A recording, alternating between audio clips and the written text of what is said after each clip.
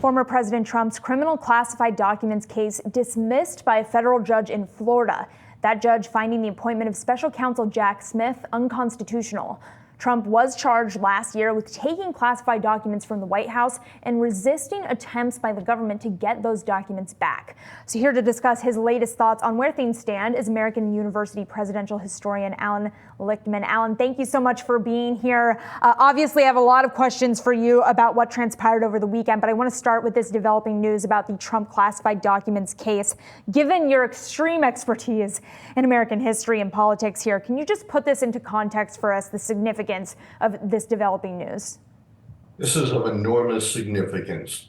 It goes against more than 150 years of precedents with this country dealing with special prosecutors. We started with a special prosecutor in the 1870s to investigate corruption in the Grant administration.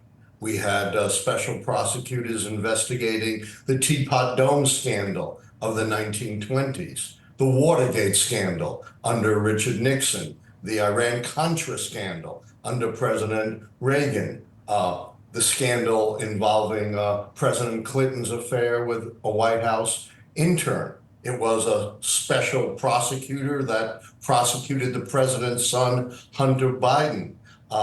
Donald Trump himself appointed a special prosecutor to investigate the FBI and Justice Departments dealing with alleged Russian meddling in the election.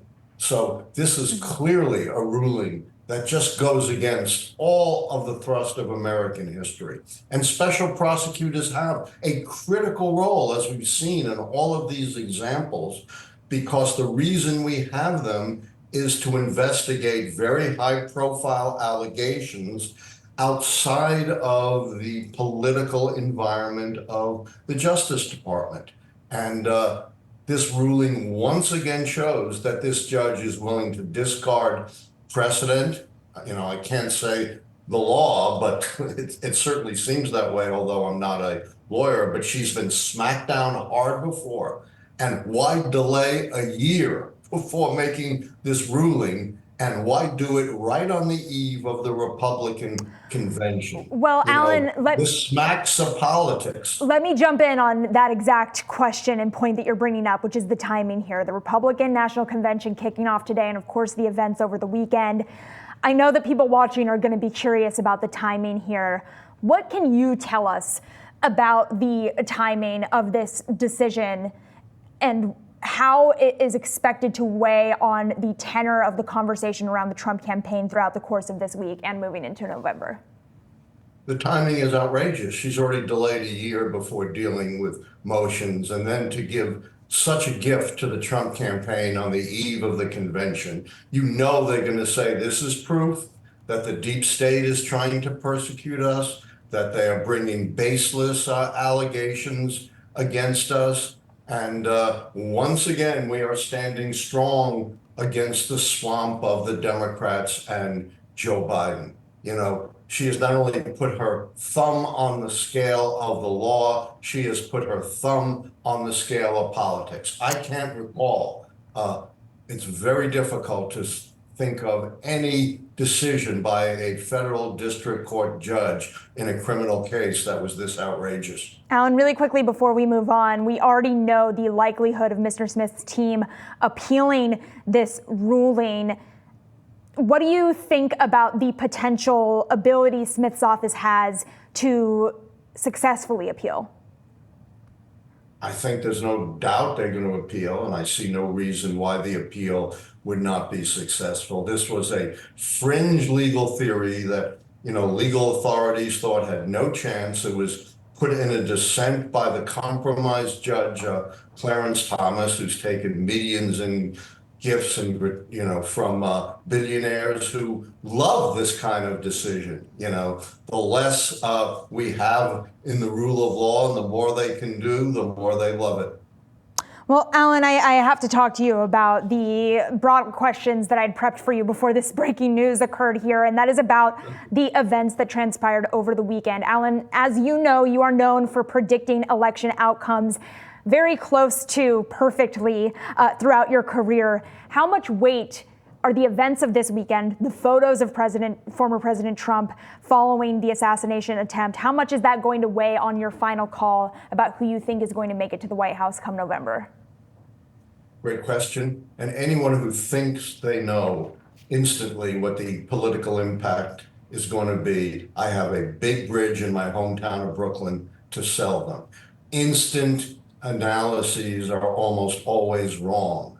You know, after Barack Obama stumbled in his first debate with Mitt Romney in 2012, the pundits said, Obama's finished. They said Donald Trump was finished in 2016 after the Access Hollywood tape. They said Joe Biden was finished after his faltering debate.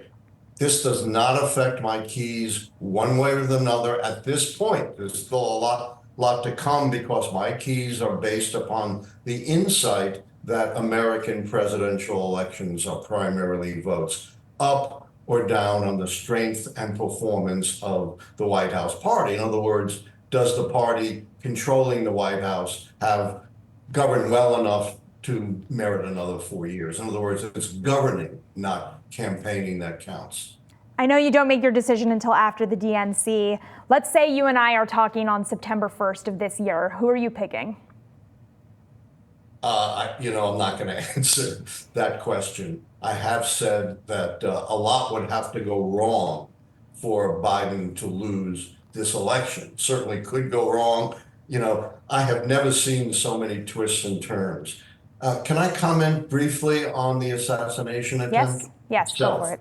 Yes. As an historian, what I was reminded of was the fact that violence and political violence is endemic in America. And while this was extraordinary in the sense that it involved a former president and presidential candidate, it was as American as apple pie, I hate to say, in terms of mass shootings. This was a mass shooting. We have a mass shooting every single day in America.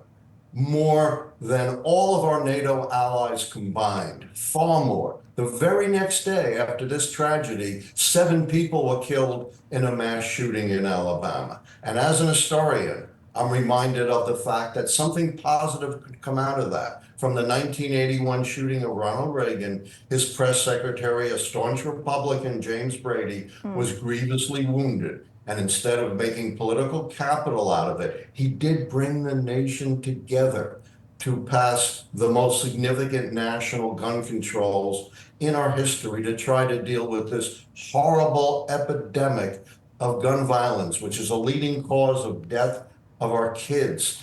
Allan, 40 gun murders a day in America. Allan, thank you so much. I really do appreciate you explaining that history, and it's a very important context in terms of comparing that this has happened to former presidents previously. So we do really appreciate that, and I hope you'll come back with us another time to chat more. Thank you so much. That was Allan Lichtman. He's American University's presidential historian.